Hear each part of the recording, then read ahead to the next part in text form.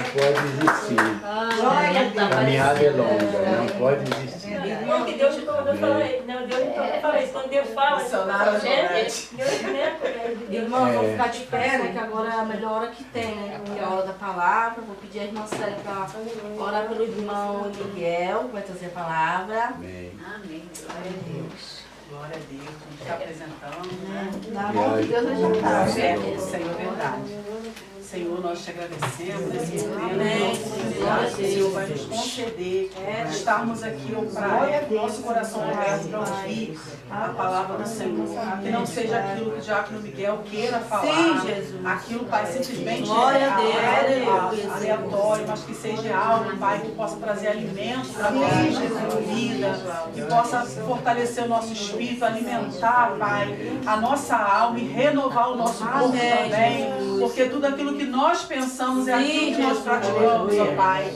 Pai, aguça os ouvidos de cada um dos teus filhos, Senhor amado, e o Senhor possa usar o teu filho de forma grande, e que desde já nós te pedimos que toda represária do diabo contra nossas vidas, contra a vida do teu servo, que irá fazer a tua palavra, venha ser dissipada pelo poder e pela autoridade que tem o nome de Jesus. Ser com teu filho e ser conosco nessa tarde, em nome de Jesus. Amém. Graças a Deus. Também quero saudar os irmãos com a paz do Senhor. Amém. Para mim é uma alegria aqui no Ivonete, né? fazer tudo meu. Congregamos. Fazer tudo meu irmão, né? Eu sempre peço pro irmão, né, irmão? A nossa irmã sai do meu Gisela coração, aqui né? também, alegria, né? O Hércules ali, a sua companheira ali também está aqui. A minha alegria, né? É verdade. Meus irmãos, nós vamos resumir a mensagem para o horário, né? Não, tá Bem na hora resumido. boa, quase 5. Tá. Maria foi, o irmão foi sábio. Mas eu queria perguntar, quantos irmãos tem a espada aí? Amém. Glória a Deus. Amém, graças a Deus. Então a mensagem, meus irmãos, que a Bíblia, a pessoa diz assim, eu creio na Bíblia de Gênesis e Apocalipse. Né? Então nós cremos que Deus falou desde Gênesis até Apocalipse. Então a mensagem de hoje vai ser aqui no Velho Testamento. Agora, quantos aqui conhecem a história de Gideão? Aleluia! Glória a Deus! Gideão e seus 300. Meu Deus, aleluia! Glória a Deus. Muito bem, graças a Glorificado e Deus. exaltado o seu santo nome, Eu Jesus. não sei pregar sentado, eu tenho dificuldade nas pernas, vou ter que ficar em pé. Então, o seguinte, olha só. A gente somos idosos, então a gente conta às vezes uma história que aconteceu em 1940, em 30. Aí a geração de hoje diz que a gente está caducando, isso é anedota. Isso é anedota. Por exemplo, eu tenho mais de 80 anos, então eu conto o que aconteceu em 1940, alguém sabe, esse verso está caducando. Pode. Mas isso. Então o que aconteceu aqui, olha, Gideão, ele era da nova geração, descendente daqueles que saíram do Egito. Certo?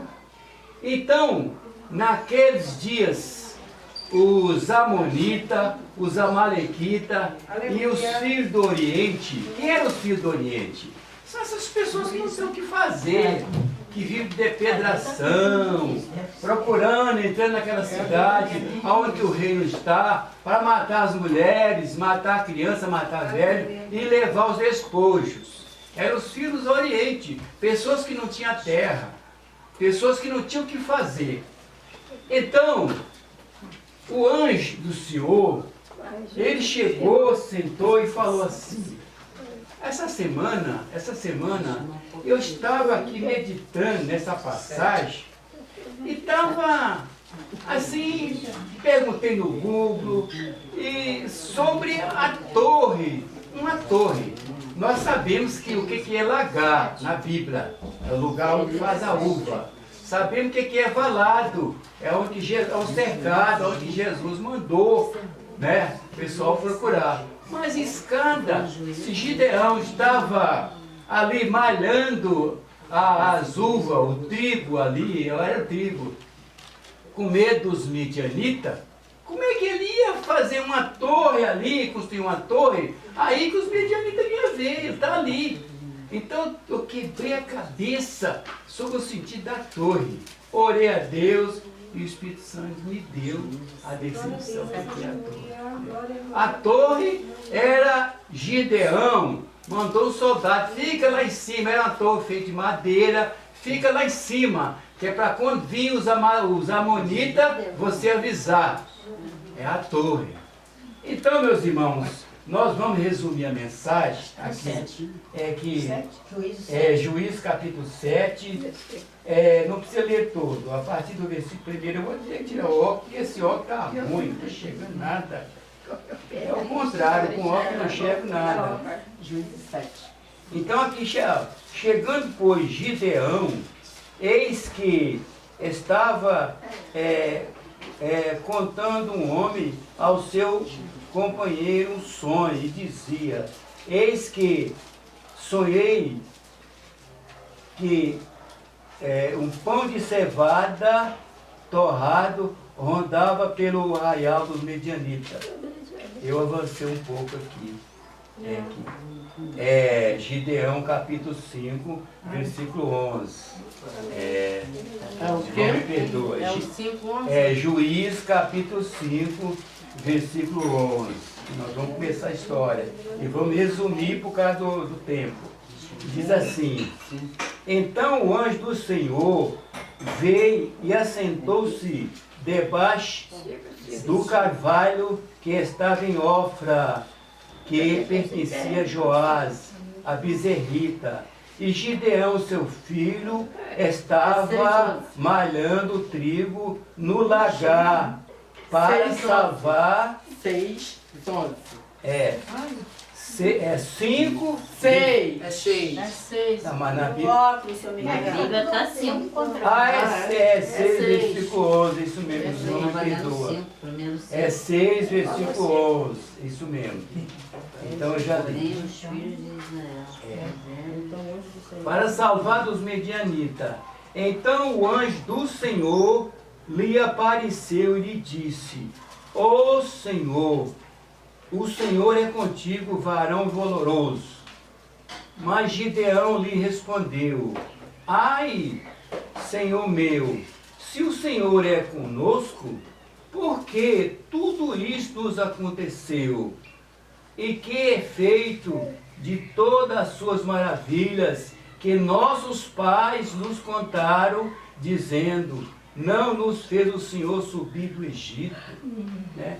Por que essas coisas nos acontecem? Por que os Só até aí, não podemos assentar, né? pode assentar. Tem mais. Vou continuar. Eu estou resumindo a mensagem porque é grande. Que a gente vai sentar assim. Senta aqui o 6. Agora vamos passar para o 7, versículo Tá todo mundo perdido. 5. E fez descer o povo às águas. Então o Senhor disse a Gideão: qualquer que lamber as águas com a sua língua, como lambe o cão, esse porás à parte, como também a todo aquele que se abaixar de joelho a beber. E foi o número dos que lamberam, levando a mão à boca, 300 homens. E todo o resto do povo se abaixou de joelho a beber água. Então, meus irmãos, olha só. O que eu entendo aqui? É que infelizmente existe um cristão que não serve para fazer a obra do Senhor. Distrai. Jesus manda fazer uma coisa, ele distrai, conversando. Então, é por isso que não serve. Aí, olha só. A Bíblia diz que os amonitas, os amalequitas e os filhos do Oriente era como gafanhoto em roça, como areia do mar. Agora Deus diz para Gideão que com 300 homens ele ia vencer aquela multidão. Imagine só, 32 mil. Deus mandou que voltasse a maioria embora. Só com 300 Deus ia dar vitória a Gideão, ele ia vencer aquela multidão de Amalequita, Amonita e os filhos do Oriente que vinha contra eles. Então imagine só, irmão, o que eu entendo com isso? Há problema que vem sobre nós tão forte que a gente até duvida. Eu imagino que Gideão, ele duvidou naquela hora. Senhor, se com 32 mil era pouco para me vencer essa multidão, Aleluia. quanto mais com 300. Eu imagino o que acontece conosco. A provação é tão grande, os problemas é tão grande, que a gente às vezes fica meio assim receoso. Então Deus, eu imagino Deus conhecendo o coração de Gideão. Aleluia. Então Deus falou assim: se temes ainda descer, ou seja, descer ao arraial dos Medianitas, desce você com seu companheiro chamado Pura, era um companheiro de arma, e lá você vai ouvir e você vai me dar glória. Aleluia. Então Gideão desceu devagarzinho, na ponte do pé, e foi no arraial dos Amonitas. E lá ele escutou um sonho. Olha só como é que Deus faz. Quando Deus quer nos dar a vitória, meus irmãos, Ele dá o sinal. Aleluia. Ele dá o sinal. Nós não podemos questionar com Deus. Então um dos soldados estava dizendo assim: ih, rapaz, essa noite eu sonhei um sonho, que sonho esquisito. O outro diz assim: como é que foi esse sonho? Eu sonhei que um pão torrado rondava o arraial dos Medianitas e destruía todo o acampamento. Glória a Deus. E Gideão está escutando aquilo, escondido. Aí o outro falou assim: rapaz, que sonho esquisito. Isso não é outra coisa senão a espada de Gideão. Aleluia. Vai nos destruir, vai nos matar. Glória a Deus. Então, meus irmãos, depois que Gideão ouviu aquele sonho, aquela narração, a interpretação, ele voltou para o acampamento e deu glória a Deus e disse assim: ó, vamos, porque Deus vai nos dar a vitória. Aleluia. Então, meus irmãos, o que eu quero meditar aqui nessa passagem é sobre os problemas. Quem aqui não tem problema? Todo mundo aqui tem problema. E às vezes tem alguém aqui que tem problema mais do que o outro. Aleluia. É verdade?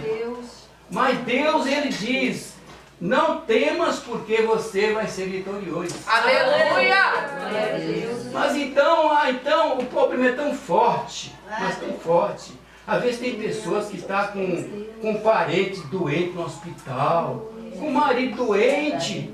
Mas Senhor, eu não vejo saída para isso. Como é que o Senhor diz que vai me dar vitória? E questiona com Deus. Mas meus irmãos, Deus, ninguém pode impedir o agir de Deus. Aleluia. Então Deus falou para Gideão: vai, com esses 300, você vai vencer essa multidão que vai vir. Glória a Deus. É.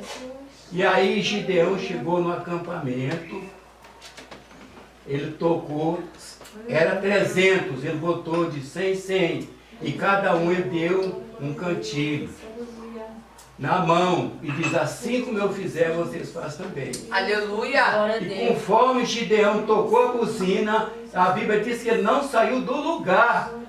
Ele não saiu do lugar. Quando Deus diz para nós que nós vamos ter vitória, nós temos que esperar no Senhor. Aleluia. Não tentar dar ajuda ao Senhor, como fez Rebeca. Gideão não saiu do lugar. A Bíblia diz que os Amalequitas, os Amonitas, os filhos do Oriente saíram em disparada, um contra a espada do outro. Um lutou contra a espada do outro, e assim a vitória foi grande. Aleluia. E assim, meus irmãos, Deus, Ele faz com seus filhos que confia nele, que não duvida, porque Deus não agrada daquele que duvida. Quando Deus promete, Ele cumpre. Olha só o que aconteceu. Olha só o que aconteceu. Deus prometeu a Abraão que ele ia ser pai. Mas o que aconteceu com Sara? Ela quis dar uma ajudinha a Deus. Meu Deus, Deus não aleluia. precisa. Deus não precisa de ajuda. Quando Ele promete, Ele vai cumprir. Então, meus irmãos, Gideão deu glória a Deus, porque ele venceu aquela multidão de capeta que vinha sobre ele para aniquilar, para destruir, sem sair do lugar. Então isso acontece conosco hoje. Acontece. Quando Deus nos promete que nós vamos ter vitória, não podemos duvidar. Temos que esperar no Senhor, esperar que há o tempo certo, porque existe dois tempos, meus irmãos. Há o nosso tempo e há o tempo de Deus. As coisas acontecem no tempo de Deus. No tempo de Deus acontece. Às vezes está difícil a coisa. A gente não vê saída. Mas Deus está trabalhando. Conforme a irmã cantou aí, Deus age no silêncio.